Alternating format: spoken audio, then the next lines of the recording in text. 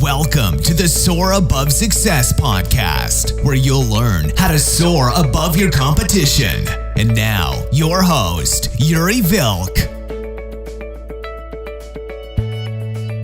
Hello and welcome to the Soar Above Success podcast. My name is Yuri, I'm your host, and today I have Keegan Peterson with us.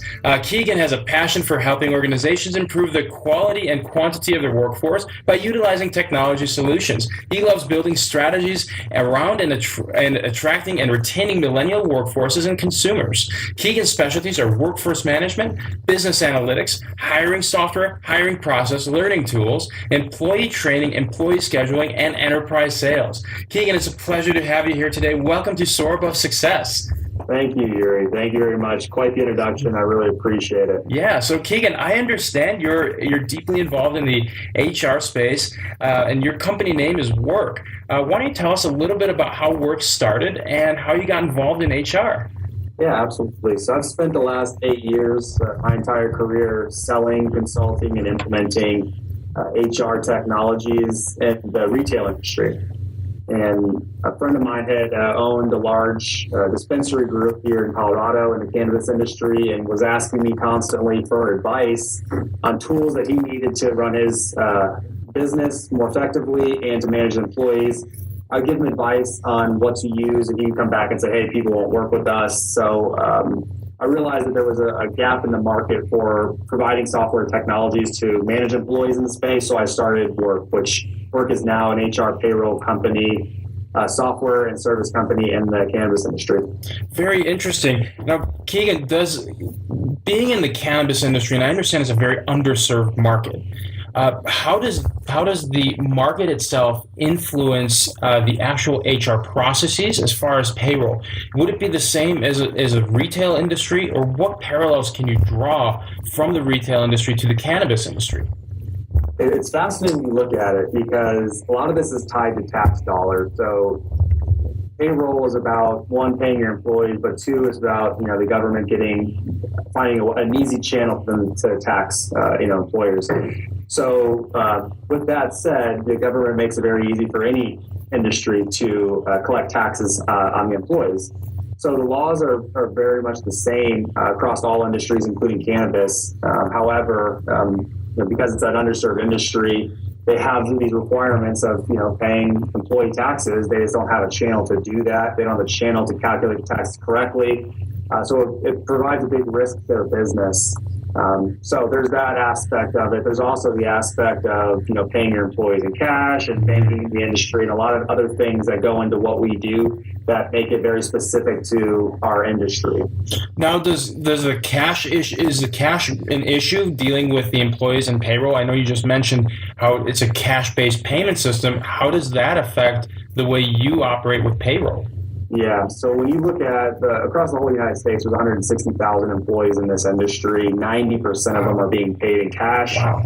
90% of those businesses are paying their taxes in cash. So it is an issue. It's not only an issue for employees and employers tracking-wise, but it's also a safety issue for the community as everybody gets paid on the same day, which means there's a lot of cash walking out of the business at the same time. So that's dangerous for the employees, dangerous for consumers, dangerous for folks that live in the neighborhood. So we're creating solutions to help solve those issues.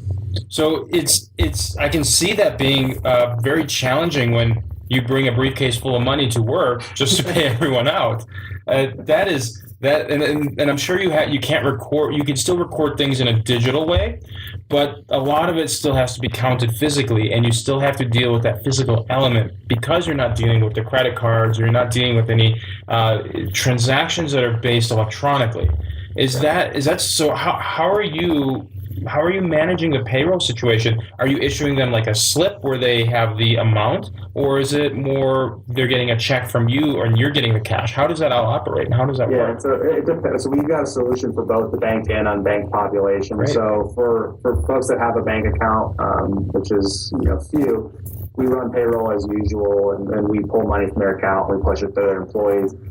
For the population that's unbanked, which is probably a larger population, they calculate their payroll taxes and pay their employees we calculate how much they owe their employees, And then we give an audit trail through our system to have employees sign off that they've been paid, that their taxes have been calculated correctly, et cetera.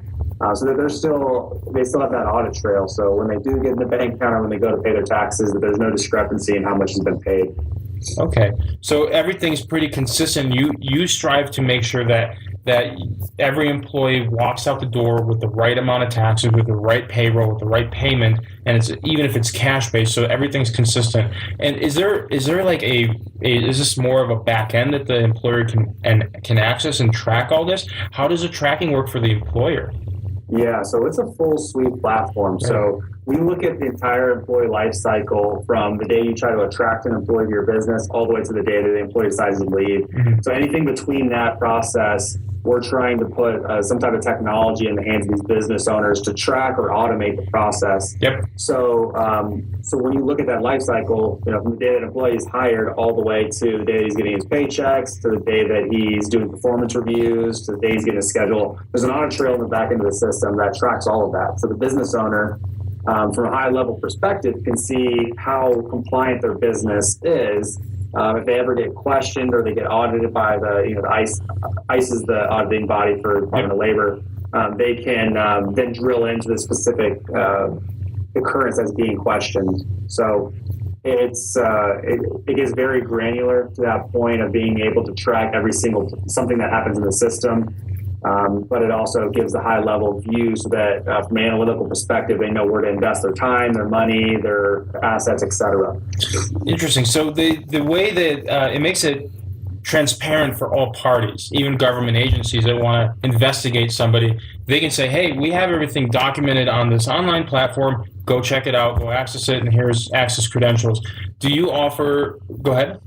That's exactly right. And it provides visibility to the business owner, to the managers. It provides visibility to the employees. So the employees have access to their paychecks at all time, the W-2s, any forms they fill out, they have access and ownership of that information. So that's what's great about the system is everybody involved gets to be a part of the process, gets to participate in the process. Therefore, there's a lot less questions. Now, is there anything besides payroll that Würk helps with? I know it's a full HR suite. What other aspects are part of that suite? Yep. So payroll is really, in the industry, it's the thing that everybody absolutely needs. It's the thing that people are most attracted to. But we've also got a full suite of products like a full HRIS, which allows folks to onboard their employees, track performance and credentials. And through the onboarding process, we do the I-9 and W-4s, which by law you have to capture on all your employees. If you're missing one of those documents, it's a $36,000 fine. So that's one aspect of our system that we provide a lot of value. But we also do time tracking and scheduling. So creating schedules for your employees, having them clock in and out.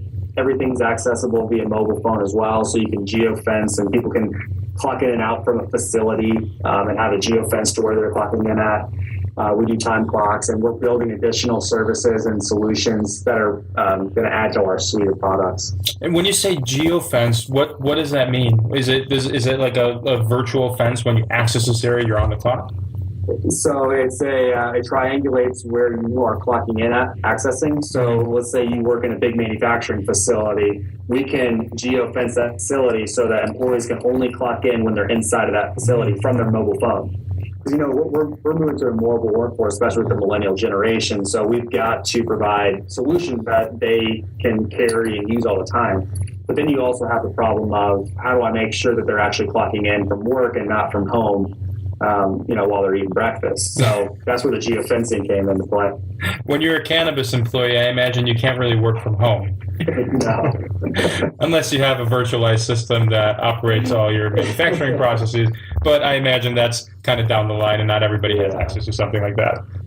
What do you mean? I've been at work for the last 5 hours. It's like you haven't even walked in. So the geofence allows users to, it basically allows you to maintain that level of transparency with your employees and your employers, so that nobody has to question were you actually at work, and it's very very much of just a streamlined, easy system, so that you don't necessarily have to kind of question and build that. You don't have to tarnish a trust or relationship with the employees. It's extremely transparent.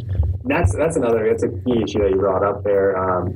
A lot of times, employees don't want you in their business, right? They want to feel like you trust them. And by you trusting them, they feel more empowered at work and they enjoy where they're working. So there's always that balance of, how much do I trust my employees? How much leeway can I give them? So when you have these tools in place that the tool provides security for both the business owner and the employee, that conversation gets thrown out and doesn't need to happen. So the employees know, this is the technology that's going to track this. I can't cheat this system. And I don't have my boss asking me every single day that I clock in from work.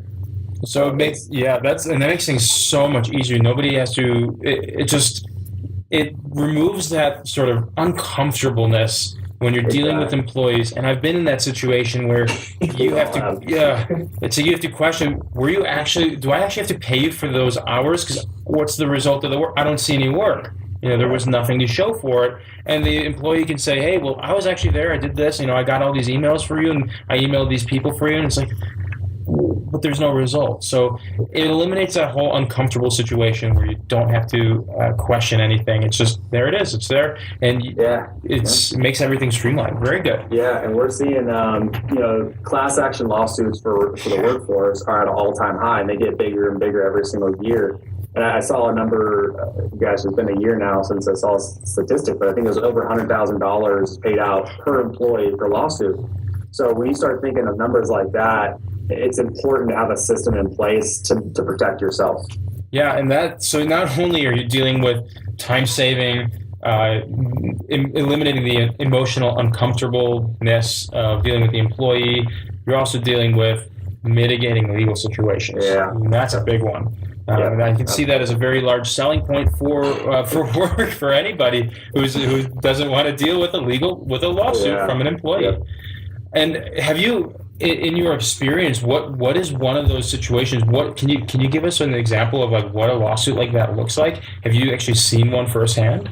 Yeah, so I was working with a lot of the Fortune 500 retailers, and if you Google any Fortune 500 retailer and Google employee lawsuit, just about every name that you can think of has gone through this, and each one with those major brands, starts in the multi-millions and goes up and up and up.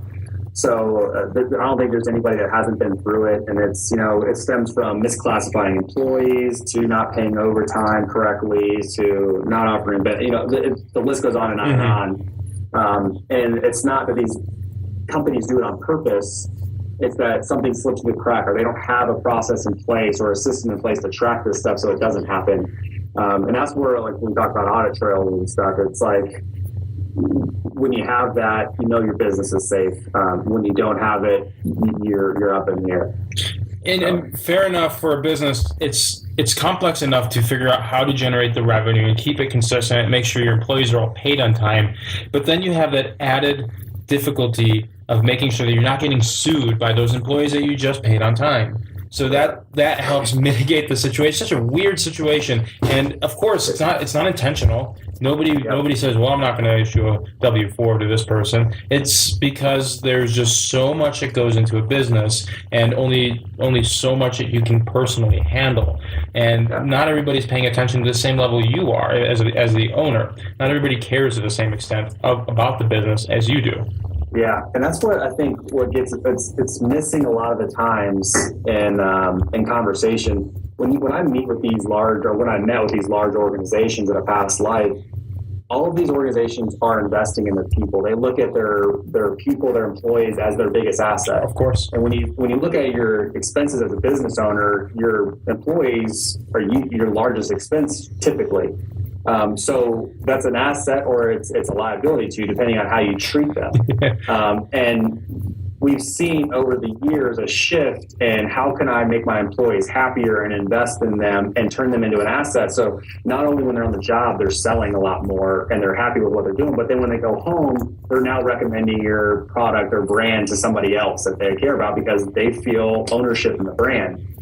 So, it's interesting when you look at it like that, because these businesses are trying to invest in their people. They're still making mistakes along the way. It's not intentional all the time. The employees, they just want to be treated right. And when they, miss a paycheck for a while or something, they get upset. So it's a really hard balancing act for these business owners. And in the cannabis industry, it's even more, we see even more problems because it's such a new industry.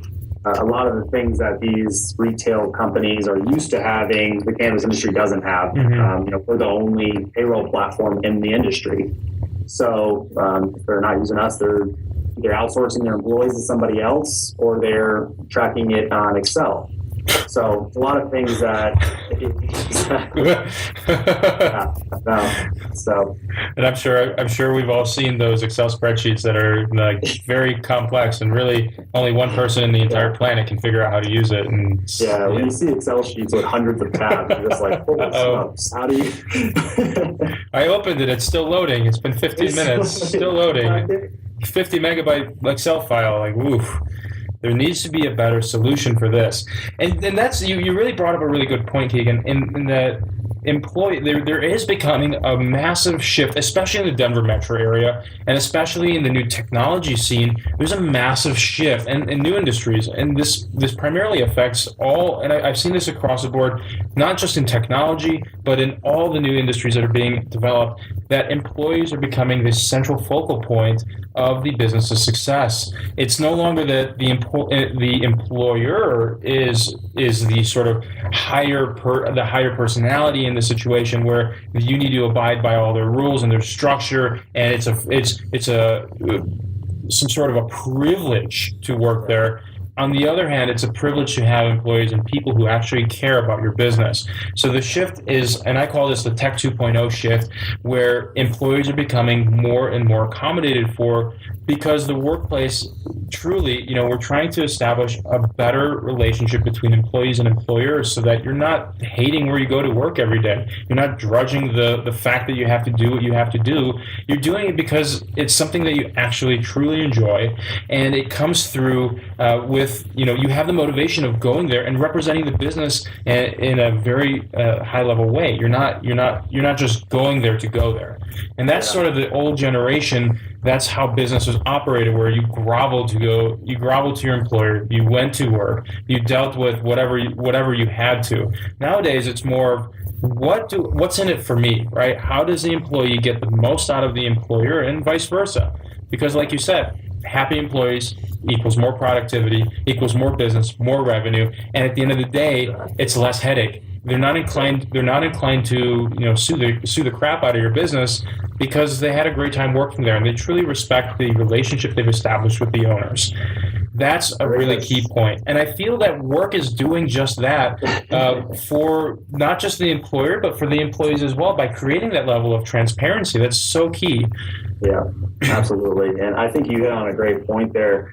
One, it's well-deserved. Everybody should always be treated with respect. And especially a business owner having employees, that those employees are building your company for you. Yeah. So to not respect those employees and provide for them and invest in them I just think it's a sad thing. But so that's a whole other conversation. But with the change in the generation, you now have to treat employees differently. With our parents' generation, our parents' generation, they worked for the same company for 50 years. They wouldn't quit no matter what. Mm-hmm. And now we have this millennial generation that'll quit within 15 minutes because they're not happy or they're not investing. They don't feel like they're being invested in.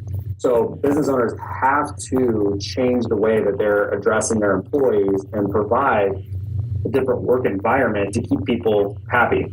Turnover is very, very expensive. I mean, an average retailer spends $7,000 to $8,000 just to train an employee before they can actually start producing for them. Mm-hmm. So when you're turning over 100% of your workforce every single year, you've got 100 employees times $8,000. I mean, that's the money you're just leaking away. And so I feel like the millennial generation is a little demanding to what their expectations are. Maybe rightfully so, maybe not. But business owners have to adapt to it if they want to remain competitive.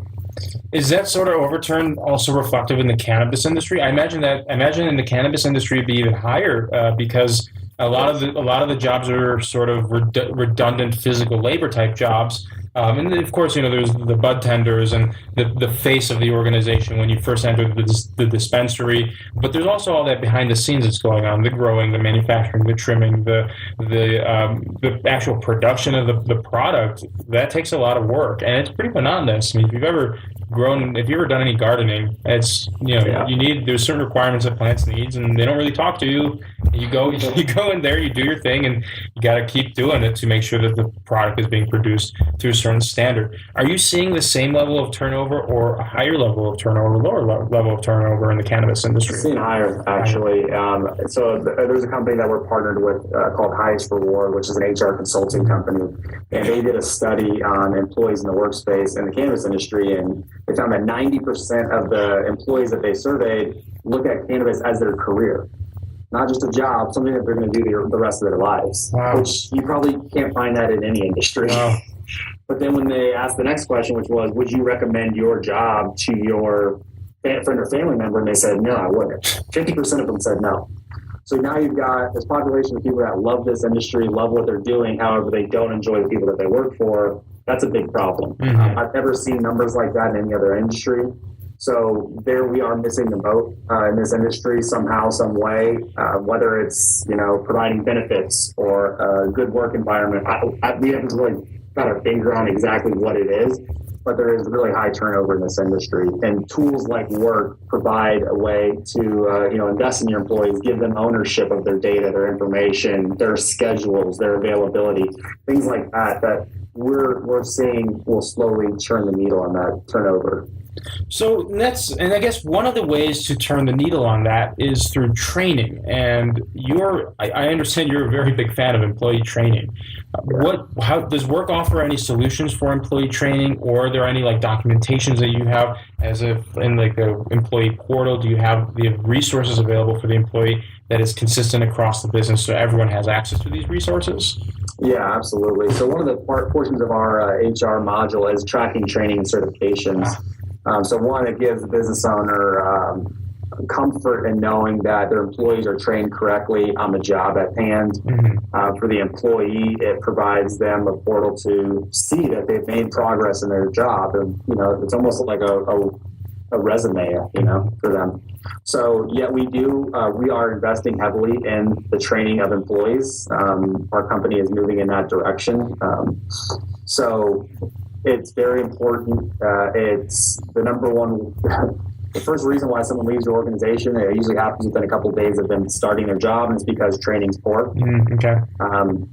So yes, it's very important. We're investing heavily in that. Now, are you actually providing the training resources, or is it up to the employer to provide those resources and upload them? Both. So we've got a lot of out-of-box type stuff that we see across the industry. We're also partnered with Highest Reward, who does customized training, HR policies, procedures. We are developing content that's going to be specific to the industry. So a lot of different things to get the content in the hands of the business owner and the employees. A lot of these business owners for the larger shops, they want to have their own branded material. So a lot of them are creating their own material as well. We're giving them the avenue to communicate it to employees. So that's a really key system as well. So I've been in these mundane corporate training programs. When I was at a very large, we're talking a $30 billion company, when I worked at one of those, the corporate training was the driest thing on earth. Yeah. And I don't think anybody even really paid attention to it. In fact, I know the employees that I worked with, my colleagues, they would just say, just click through it, don't even read it, don't pay attention to it, and just go through it. And that, to me, that elicits a very large problem. Not only is the training material really dry, and it's not very effective, when it's really dry like that, it's a waste of resources and time. And the employees are not engaged. Nobody really cares about it. And then when you're actually quizzed or questioned on it and trying to kind of bring that up to a practical use case, you don't remember any of those materials. You're still doing the sort of same thing. It's more so abiding by protocol than it is to actually benefit anybody in a real practical way. So what's a method for a business to sort of move away from that dry training material and move into something that's more exciting and more engaging? Yeah, I think as a whole, as a society, as a world population, we've made huge strides in understanding how people learn. Yeah. And I think when you look back to when we were kids sitting on those very uncomfortable desks and taking, hour and a half, 2 hour long classes, in that 2 hour period of time, you really only absorb 15 minutes worth of material. So now that we've seen these studies come out to prove that, we're now building material that's much shorter. And now instead of watching a 2 hour video, we watch small 10 to 15 minute videos, and we watch them over time. So we learn one small thing at a time. And then our brain moves on to the next thing. We learn something completely different, and then it keeps on going on and on and on. So I think being familiar with that process and how people actually learn is more important today than it ever has been. And we're starting to see that in a lot of the content that's coming out through the Apple iPhone store and just everything. I think Bill Gates invested in this e-learning company that only does lessons in 15-minute increments. And you can basically go to college in 15-minute increments. Wow. So there's a lot of people investing in the way that people learn. And I think if you're a business owner and you are taking the easy route and throwing an hour-long class that was recorded 10 years ago, shame on you. And your employees are going to feel that, Yeah. Yeah, that's a huge issue, and especially with our generation, where you're dealing with the mobile phone, you're dealing with apps that are very, very fast. Everything's scrolling fast, very fast paced. You're absorbing. Your brain's on autopilot when you're scrolling, and you're finding things that are just really interesting, and it clicks and elicits excitement very quickly, and then you move on to the next thing. So your attention span is extremely limited, especially with new technology, especially with the demands of modern society. You just don't have the luxury of sitting down and paying attention for 2 hours. And you're going to get a text message within that period of time. You're going to get an email. Somebody's going to invite you to go out to an event at that time, and you just have all these little distractions constantly. And I completely agree with you. The 15-minute increments, just small chunks, is the way our brains are sort of going, and that's especially with technology. That's really the way you have to absorb information. Even if you're doing it 15 minutes a day, throughout the week, you're building that material, and you're actually absorbing and retaining that information for much longer at that point. So I really like how you're approaching that and how you're sort of engaging your customers with that. And you're seeing it across all industries too. Like you look at the development trends now, agile development is it's the norm now, it's the standard. And agile development is small quick wins. You do it over and over and over again. What am I going to solve in the next 30 minutes? Okay, what am I going to solve today? Let's solve it. So you're seeing that span across multiple industries. So if you're not thinking that way, you're behind the curve. And I imagine work is based on that sort of same methodology, and I'm sure the employees that you have are also abiding by those same methodologies. It's all about, these sprints. We're just going to get through this and get to the next piece, and get through this, get to the next piece. And I think that's a lot first of all, it's a lot more entertaining to go to work at that point, because you go home feeling accomplished. You're not working on this year-long project and drudging when it's going to be over, and finally when it's over, you don't even see the results for another 2 years. With this, it's like the results are so instantaneous and quick, and you get that satisfaction very fast. It's good for on both sides too. So it's good for the employees, but it's also good for the consumer. Because how software was developed in the past, like you said, it took two years to get a product to market before you could even test the concept. Right. Well, you're talking for someone for 2 years getting them excited about a product. That conversation is pretty old. But now you can at least get something in their hand in a matter of weeks. It might not be great, but they're going to give you feedback on it. You're going to know right away if how I need to make a change to solve the need for this customer. So it's better for the consumer, it's better for companies, it's better for employees. It's just all around a better methodology. So whether it's development strategy or it's training employees, it makes sense. Yeah, that's such a cool way to do the trainings, to do the business, to do everything in relationship to the entire business focus. It's shifting the corporate mindset. It's no longer about making this long marathon and having everybody kind of chugging along at it. It's more so about making sure that we all feel well, like humans. We all feel like we are, rewarded for what we are, for our skill set, for what we're capable of doing, regardless if you're the CEO or if you're just, an entry-level intern that just started in the sales department. In either case, everybody wants to have that same feeling elicited because, at the end of the day, we're still all human. And I think that's a very key piece that you brought up, is that, we all want to feel good about what we do. We all want to feel good about our work. And again, I feel that work is really doing that justice for the cannabis industry. It's really making it not so painful to manage employees and deal with all these nuances that most business owners, let's face it, don't want to deal with. You've streamlined a process for a brand new industry that allowed people to basically enjoy what they want, enjoy the business that they built, not drudge the hiring, the employees, the management, all the things that nobody wants to deal with. Yeah. You've streamlined that. And with that, do you help with hiring as well? So we provide the tools for these business owners to make it easy for them to hire. So building a career page for folks to land on, see what they've got available. We've got a career portal for the business owner. So once someone applies for a job, it gives them the ability to interact with that person after, even if they're not going to hire them. So we look at more on the execution portion of it. And then we partner with folks that are, headhunters and staffing agencies and things like that to help fill the pipeline for our customers. So you're basically providing the tools and resources for the would-be employer to get them everything that they need to get the right employee with the right resume, with the right skill set, so that they can manage whatever that piece of the business is.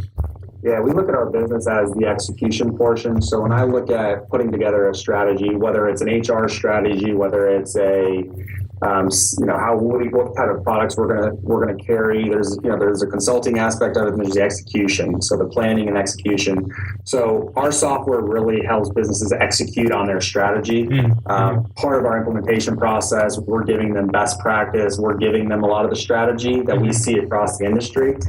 If someone needs a deeper level of strategy that they want to put into the system, then we go to someone who specializes in that. So we've got a very strong network of partnerships that we tap into to provide additional value for our clients. From your experience, Keegan, what, if you may, what are the sort of steps that an employer needs to take to hire the right employee, or to make sure that message that they're delivering is clear? Because I know that's a big piece of confusion, is when you've reached a point where you have the revenue stream, when you have the cash flow, and you're ready to start hiring, it's like, where do you start? It's like I've done this. I've put ads on Indeed, on Career Builder, and Monster, and whoever uses Monster anymore. But that was a couple years ago. But I've done that, and it was such a painful process, because once that person comes through the door, you get the email. It's like, whoa, should I call them, or should I email them back? Should I review their resume? How do I get them to be motivated to come back? And if you respond to them a week later, do they even remember applying to your company?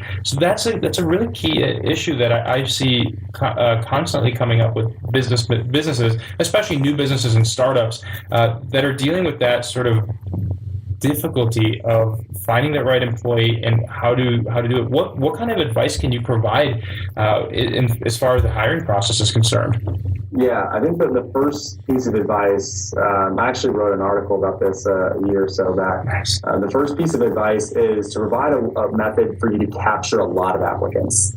I think when people go to hire somebody, they got so much going on, especially in a new business, that they don't spend enough time trying to recruit. Yeah.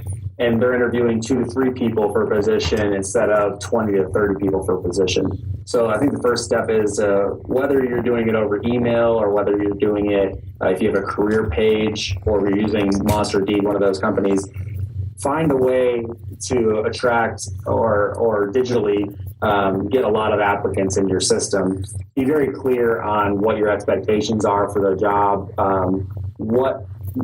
Try to give a summary of what your brand, your culture is like. What's the cause that your company is behind? I think a lot of the millennial generation are very cause-oriented. So they want to know that not only are they working for you, but your company is investing in something other than itself. So I think that's good for upfront. Once you get down to sitting with a person and actually interviewing them, I think it's very important to go through the mission of the business. Where do you see the business going? How are you investing in your people? What is the cause of your business again? And how can that person get involved in that cause? I think your business has to be about much more than itself. And folks that can portray that in an interview and part of the application process get really good candidates.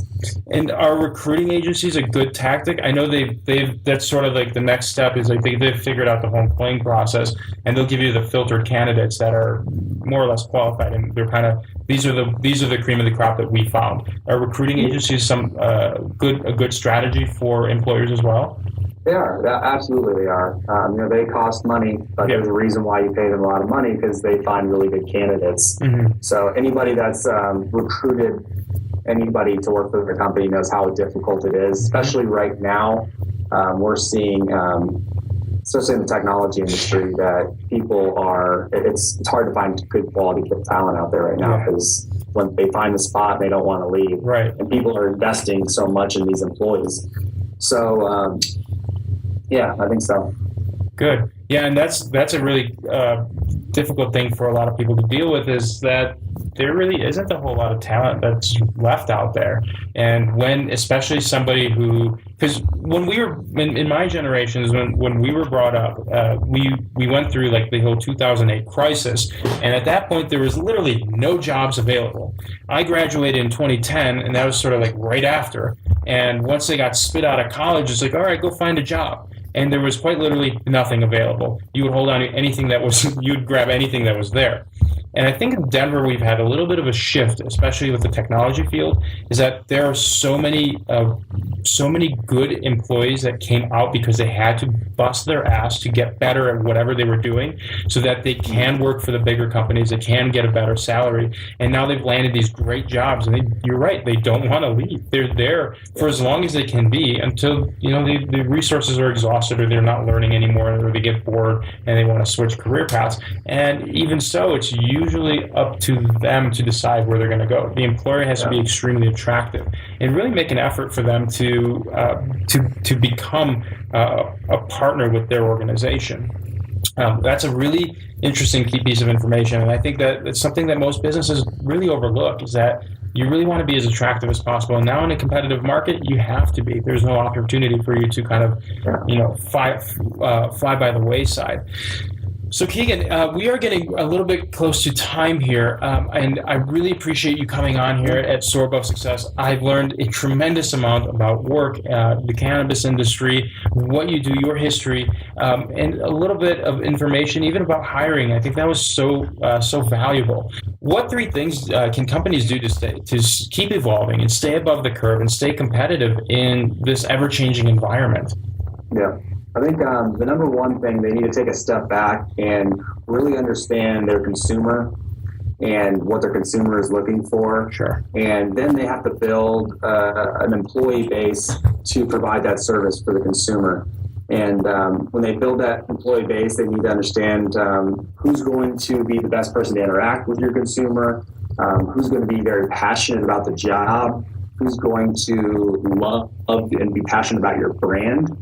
So I think first you need to understand the consumer, then build a workforce to provide for that consumer. And then I think the third thing is to continue to invest in your people every single day, and it's not just throwing benefits and things like that. People like that, but people want to know that you care about them as a person, that you're furthering their career, that you're furthering them as a person.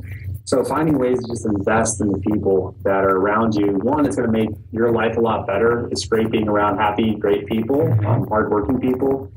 But 2, it's going to make a world of difference in these people's lives, and that's what we're all here for.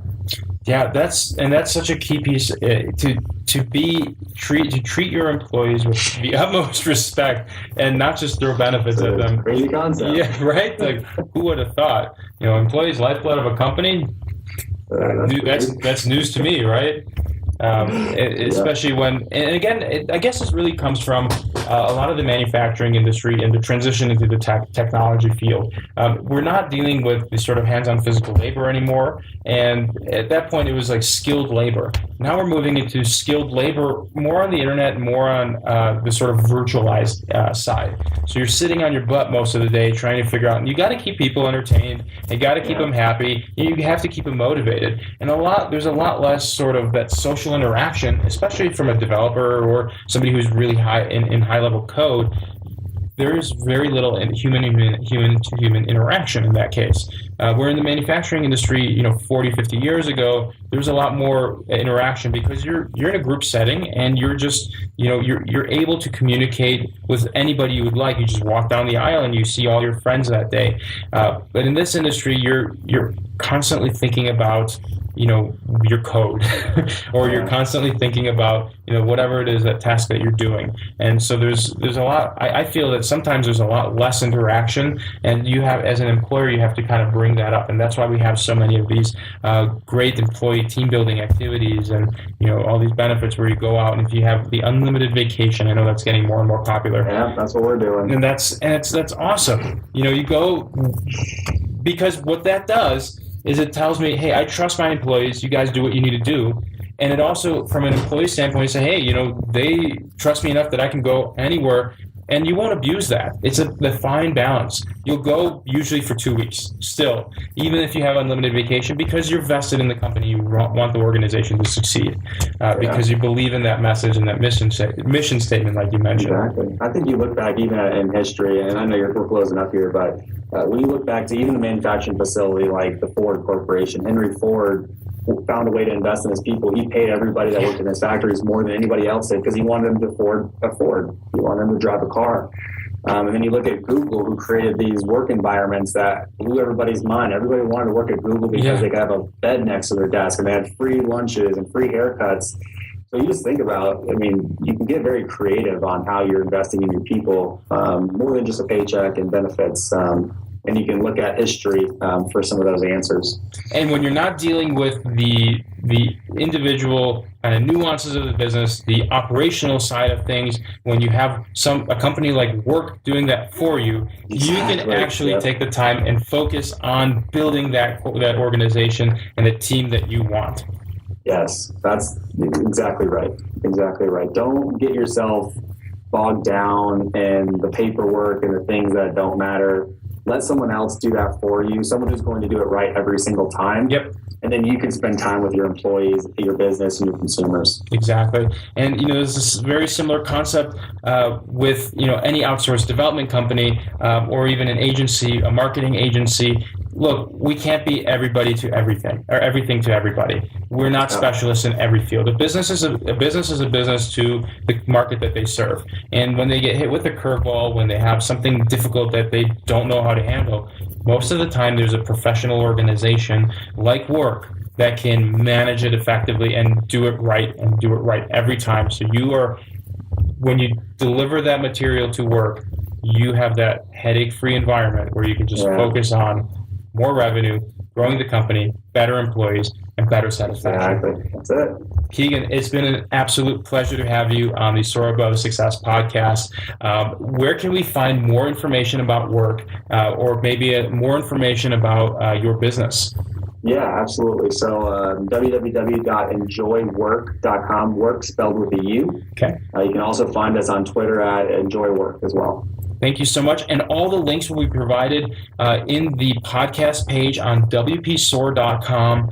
So feel free to access that page, find this podcast, and all the links will be provided there. Keegan, I want to thank you so much for being on the show again. It's been an absolute pleasure getting to know you, and hopefully we can have you again soon. Thank you. Thank you. It's great to meet you.